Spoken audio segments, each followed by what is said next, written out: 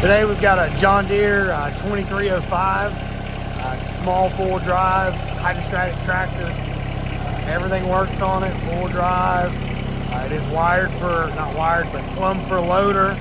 Got the loader handle, got the quick connect, loader lines, Cat 1 3-point hitch, PTO. Everything works on it.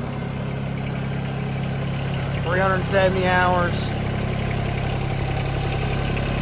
Good strong little tractor.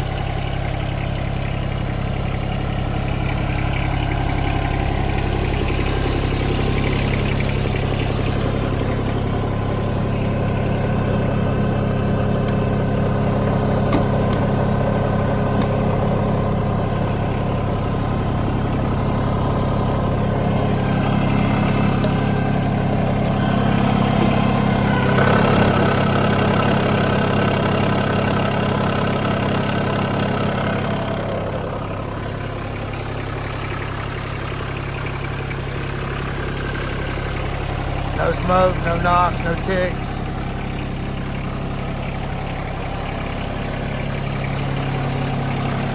Like I said, used to have a loader on it.